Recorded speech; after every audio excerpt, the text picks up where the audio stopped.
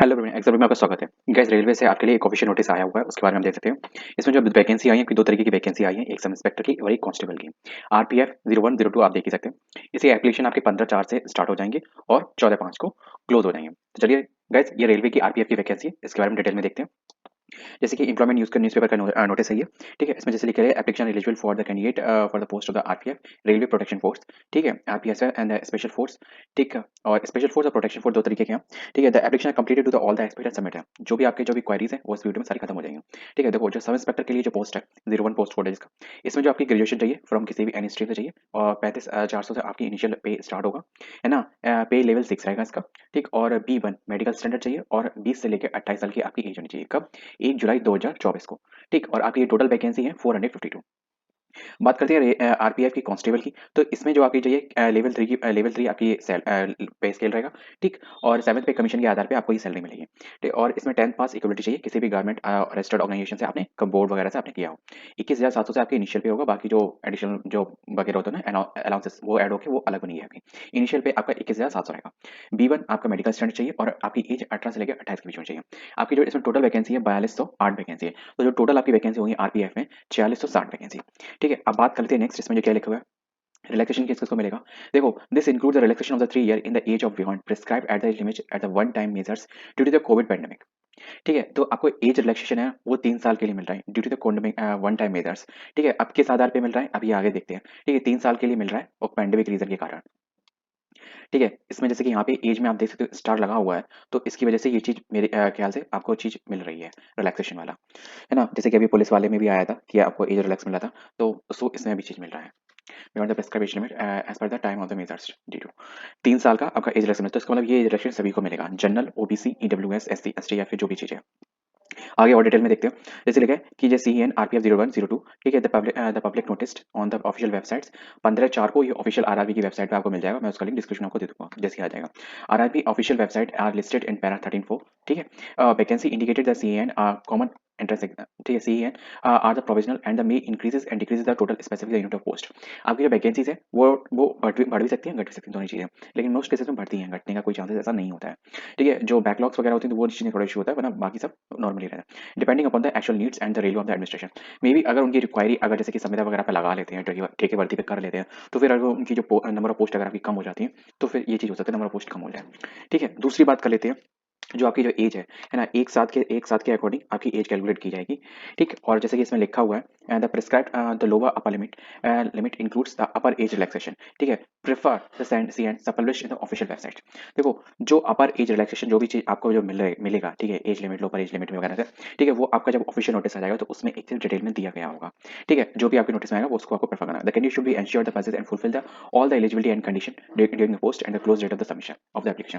देखो, आपके जो भी इसमें जो क्वालिफिकेशन मांगी जाएगी, तो इसका जो लास्ट डेट ऑफ एप्लीकेशन है ना, ठीक है, उस तक आपका रिजल्ट, फाइनल रिजल्ट आ जाना चाहिए। आपके पास सर्टिफिकेट ना हो, क्योंकि सर्टिफिकेट वगैरह, मार्कशीट वगैरह आने में टाइम लगता है, पर जो प्रोफेशनल डिग्री होती है वो जिस दिन फाइनल रिजल्ट होता है ना, उसी दिन अब इशू हो जाती है। मोस्टली सभी ऐसी वेबसाइट है जहाँ आप जैसे यूपीटी हुआ और भी जैसे टेक्निकल यूनिवर्सिटी होती है या फिर जैसे कि और भी यूनिवर्सिटी है, तो अब ये उन्होंने प्रोसेस कर दिया, जिस दिन रिजल्ट आएगा, final result of the day आपको माना जाएगा। इसके जो फाइनल एप्लीकेशन ऑफ डे है ना, उससे पहले हो जाना चाहिए।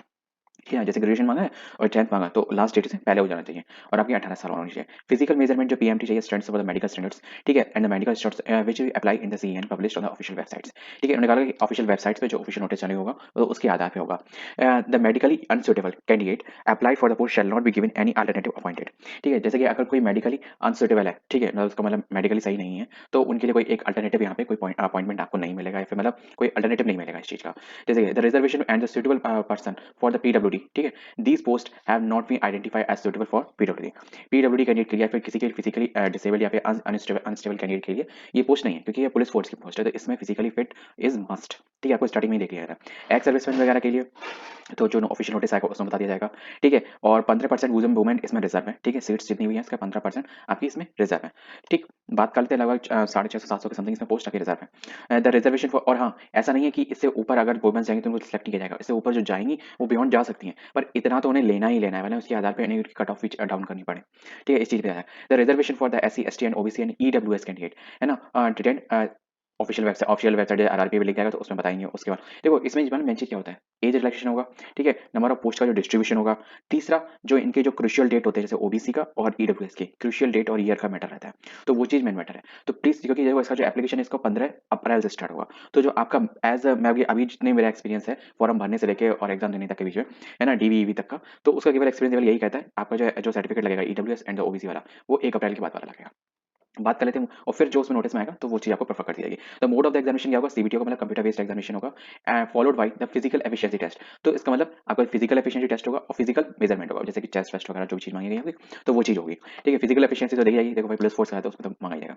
अब बात करते हैं इसमें जो फीस है ना, फीस भी आपकी रिफंडेबल है। ठीक है, कैसे क्या है वो भी चीज आप सुन लीजिए। जैसे कि आपको 500 रुपये आपकी फीस जाएगी, किसके लिए, जनरल कैटेगरी के कैंडिडेट के लिए। ठीक है, जैसे for all the candidate except the category S1 serial 1 और 2, सीरियल नंबर 1 to 2। ठीक है, सीरियल नंबर 2, नंबर 2 में कौन सा है, एज इलेक्शन, इसमें नहीं लिखा हुआ। ठीक है, मैं एक चीज बताता हूँ, सीधे सीधे बात है, जो जनरल वगैरह के लिए ये वाली रहेगी। ठीक है, बाकी चीजें नीचे दी गई हैं। ठीक है, दो only those candidate who are attend the CBT will get refund on the admission fee. ठीक है, वही लोग रिफंड पा पाएंगे जो एग्जाम सीबीटी में बैठेंगे। फिजिकल एफिशिएंसी में पीईटी में निकल जाए तो निकल जाए, कोई दिक्कत नहीं है। पीईटी में आए चाहे ना आए तो भी कोई दिक्कत नहीं है, पर सीबीटी इसने अटेंड नहीं किया होगा उसका अमाउंट रिफंड नहीं होगा। देखो सभी कैंडिडेट जो जनरल, ओबीसी और ईडब्ल्यूएस, इन तीनों को देना पड़ेगा पेमेंट। ठीक है, ये चीज देख सकते हो। ईडब्ल्यूएस का एक चीज और बता दूं, यहाँ पे जो ईबीसी लिखा है इसका मतलब ईडब्ल्यूएस नहीं है, एक चीज ध्यान रखना, है ना। ईडब्ल्यूएस होता है इकोनॉमिक वीकर सेक्शन। ठीक, ये ईबीसी है, इकोनॉमिकल बैकवर्ड क्लास। ठीक है, तो वो दोनों चीजें अलग अलग है, आपको मिल जाएंगी ऑफिशियल नोटिस में। ठीक है, तो जैसे कि जिसमें 500 रुपये आपको फी करना पड़ेगा, 400 रुपये and amount 400 rupees shall be refund to be deducted applicable. तो जो भी आपने अकाउंट में से डिडक्ट होते हैं, है ना, उसी अकाउंट में आपके 400 रुपये रिफंड कर दिए जाएंगे। और मे भी अगर बैंक अकाउंट का ऑप्शन मिलेगा तो आप भर सकते हो, वैसे मोस्ट प्रोबेबली उसी में ही रिफंड हो जाते हैं। ठीक है, on the appearing of the CBT examination, तो इस चीज का विशेष ध्यान रखना है। ये 500 रुपये जनरल, ओबीसी और ईडब्ल्यूएस कैंडिडेट के लिए। देखो बाकी की कैंडिडेट की लिस्ट नीचे दी गई है, SC ST ex service and female and minorities and EBC class candidate. ठीक है, ये यहाँ पे फीमेल का मतलब सभी कैटेगरी की, general, OBC, EWS, SC ST ex serviceman, जो भी कैंडिडेट की फीमेल है, सारी फीमेल्स की 250 रुपये फीस लगेगी। ठीक है, और इनकी ये 250 रुपये पूरी कंप्लीटली रिफंडेबल है। ठीक है, तो मतलब जनरल, ओबीसी और ईडब्ल्यूएस के 100 रुपये वापस, 400 रुपये वापस आएंगे और इनके पूरे 250 रुपये वापस आ जाएंगे। अब बात करते हैं नेक्स्ट, इसमें जो भी एप्लीकेशन वगैरह की, only one application against for one post and only one application against for this. ठीक है, सब एक एक करके ही आप भर सकते हो। ठीक है, और केवल एक एप्लीकेशन की जरूरत पड़ेगी, एक एप्लीकेशन की इसके लिए, या फिर and only one application for this, मतलब एक एक एप्लीकेशन आपको करने पड़ेंगे दोनों के लिए इंडिविजुअली। ठीक है, द एलिजिबिलिटी जो मैंने ऊपर बता दी है वही के उसी के अकॉर्डिंग, अगर वो आप सेटिस्फाई नहीं कर पाते हो depend upon last date of application के आधार पे, तो आप नहीं प्रेफर किए जाओगे। ये आपकी ऑफिशियल वेबसाइट्स हैं, आपके रीजन के हिसाब से आपकी जो वैकेंसी है वो डिवीजन रीजन के हिसाब से होंगी, जैसे कि अहमदाबाद, अजमेर, कोलकाता, मालदा, मुंबई, भोपाल, जो भी आपके रीजन मेंटेन होंगे। और मे भी हो सकता है जब तक इसका ऑफिशियल नोटिस आए वेबसाइट पे, है ना, तब तक आपकी कुछ वैकेंसीज इंक्रीज हो जाए और आपके कुछ रीजन में और आपके आपके हो सकता है नियर अबाउट रीजन में वैकेंसी आ जाए ना। तो जैसा कि आप देख सकते हैं, अब मिलते हैं नेक्स्ट वीडियो में किसी और अपडेट के साथ। जय हिंद।